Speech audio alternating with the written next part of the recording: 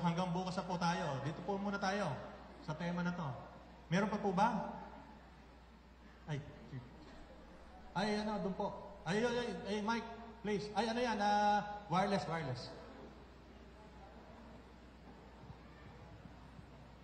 Magpakilala lang po.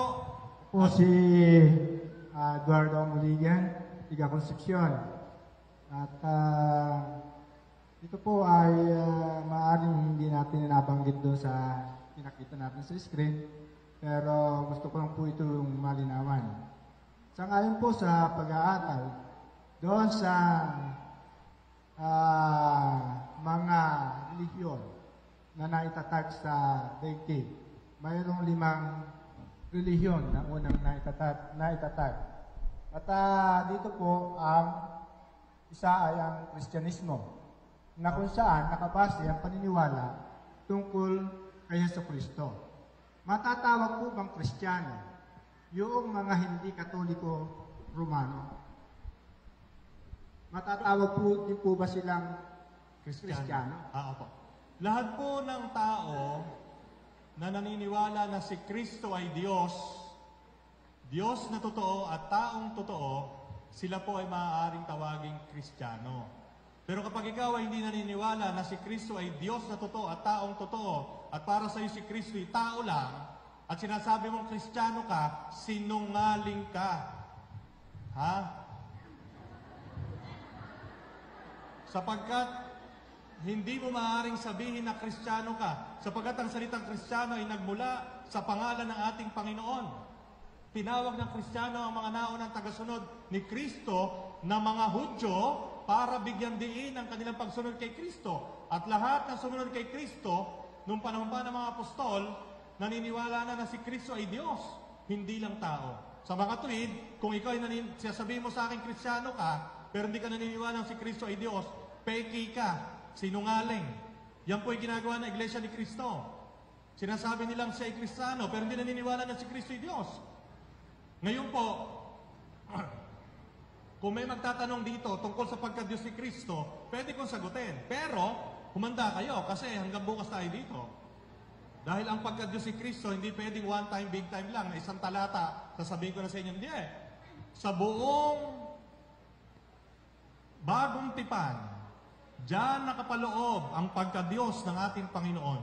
Hindi ko nga lang malaman kung bakit yung Iglesia ni Kristo, lalo na si Joe Ventilacion, na nagmamalaki, na nagtapos sa Harvard, Biblical Studies, etc.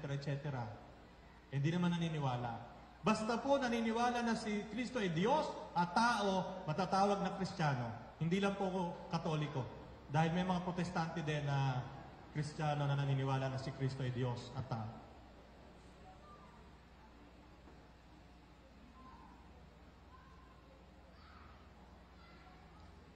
Meron pa po bang tanong? Paglilinaw?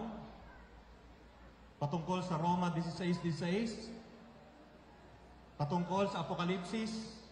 Pahayag, pagbubunyag?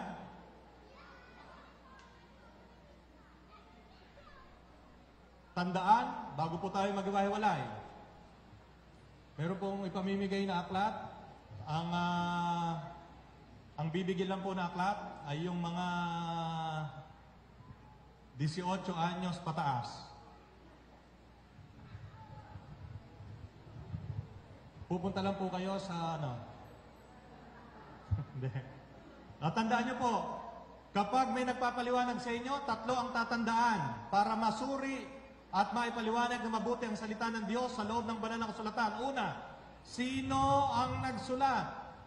Pangalawa, ano ang layunin? Bakit yun sinulat? Pangatlo, ano ang sitwasyon nung panahon na yon ng lipunan nung iyon ay sinusulat?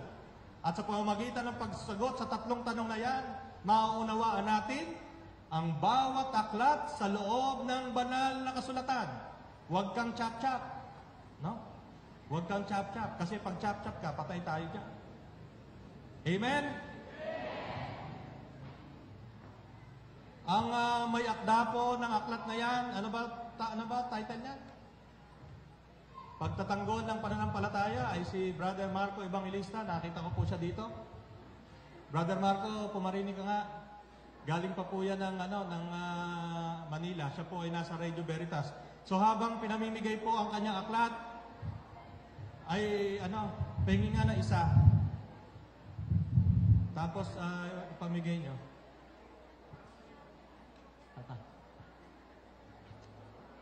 Ito pong aklat na ito, kapag kayo po ay inakyat ng mga magnanakaw ng pananampalataya, ipakita nyo lang sa kanila to. Hindi na sila hindi na sila natag dito? Makakaporma. Brother Marco, meron ka bang sasabihin?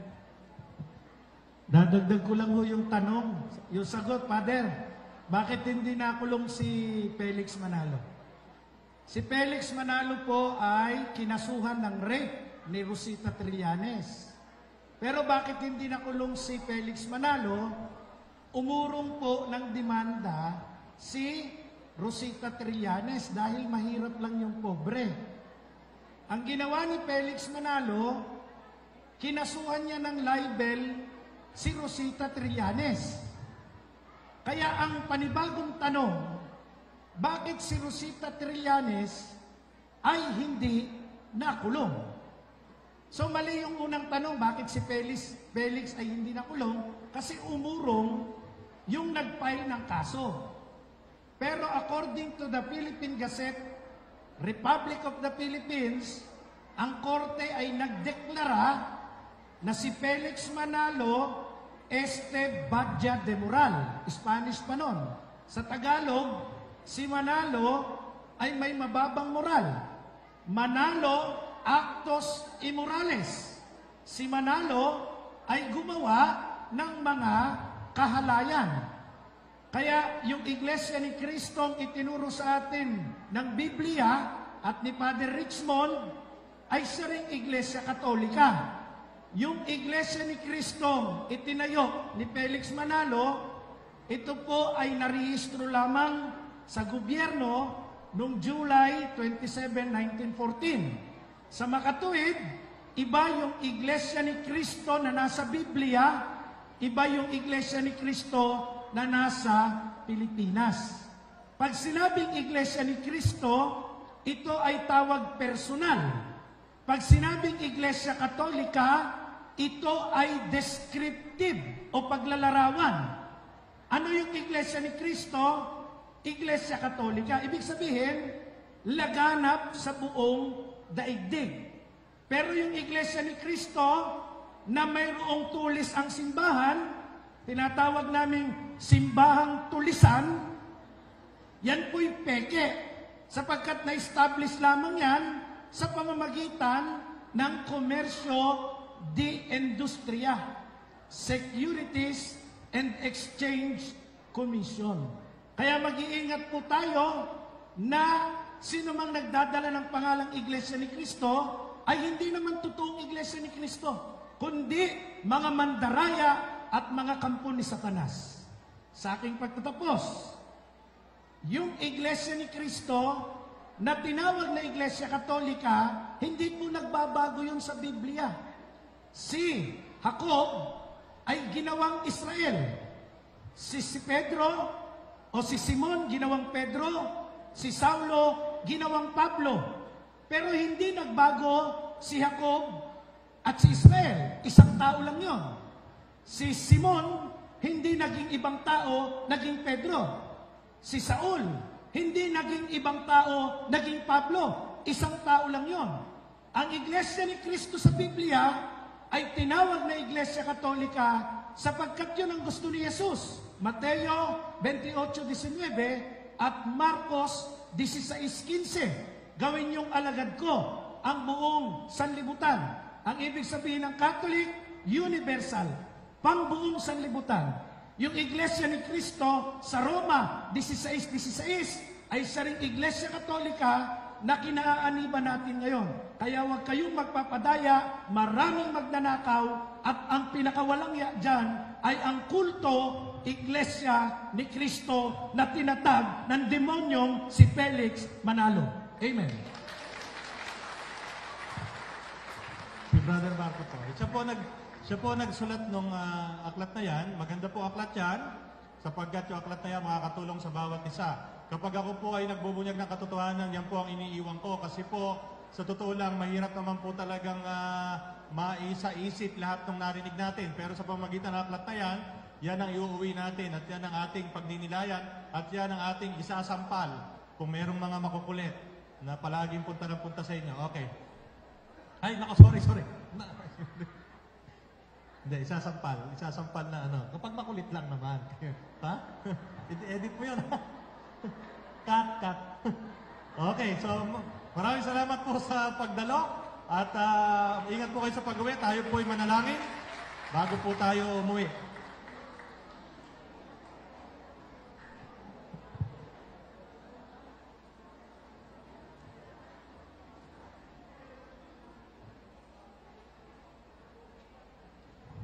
Manalangin po tayo kay San Miguel Arcangel.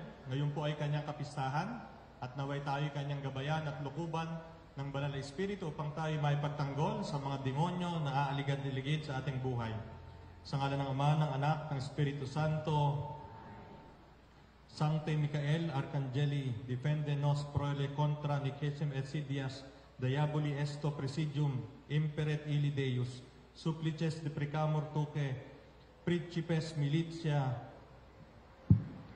celestis satanam aliusque spiritus malignos, qui ad perditionem animarum pervagantur in mundo divina virtute, in infernum detrude. Amen.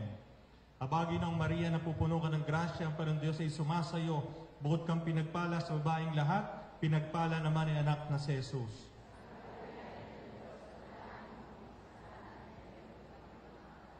San Vicente Ferrer, sa ngalan ng Ama, ng Anak, ng Espiritu Santo. Amen. Maraming salamat po sa inyong lahat. Ingat po kayo sa pag-uwi.